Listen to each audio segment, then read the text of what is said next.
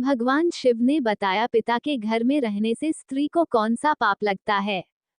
अगर आप चाहते हैं कि शिव आपसे खुश रहें और आप किसी भी हाल में उनके गुस्से का शिकार न हो, तो जाने अनजाने ये पाप न करें, क्योंकि इन पापों को भगवान शिव कभी माफ नहीं करते। जानिए कौन से हैं वो पाप।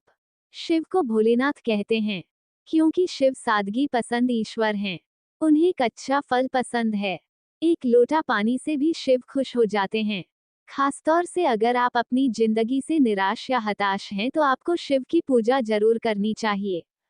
पर भोलेनाथ जितनी जल्दी खुश होते हैं, उतनी ही जल्दी नाराज भी होते हैं।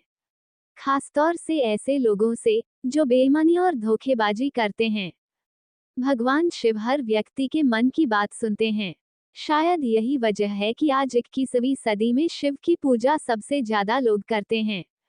खासतौर से युवाओं के बीच शिव जी काफी प्रचलित हैं।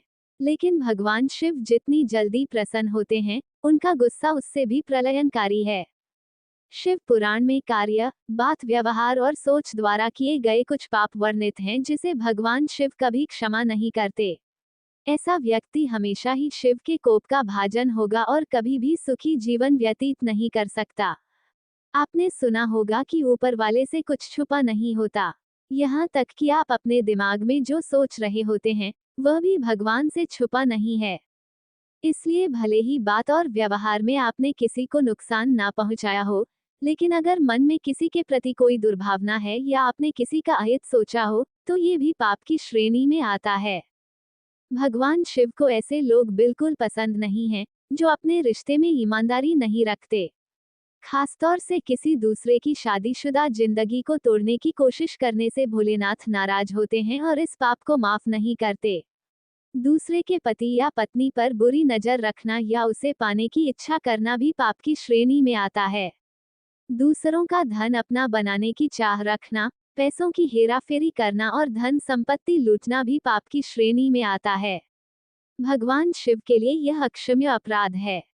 किसी भोलभाले और निरपराध इंसान को कष्ट देना, उसे नुकसान पहुंचाना या उसके लिए बाधाएं पैदा करने की योजना बनाना या ऐसी सोच रखना भगवान शिव की नजरों में हर हाल में माफी ना देने योग्य पाप है।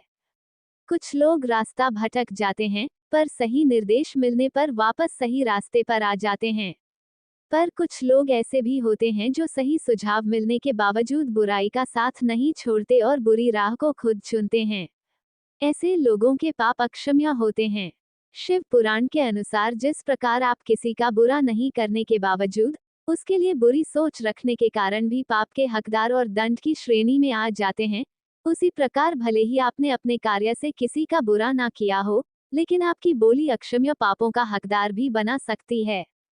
किसी गर्भवती महिला या मासिक के दौरान किसी महिला को कटु वचन कहना या अपनी बातों से उनका दिल दुखाना शिव की नजरों में अक्षम्य अपराध और पाप है। किसी के सम्मान को हानि पहुंचने की नीयत से झूठ बोलना छल की श्रेणी में आता है और अक्षम्य पाप का भागीदार बनाता है। समाज में किसी के मान सम्मान को हानि पहुंचाने की नीयत से या उसकी पीठ पीछे बातें करना या अफवाह फैलाना भी एक अक्षम्य पाप है।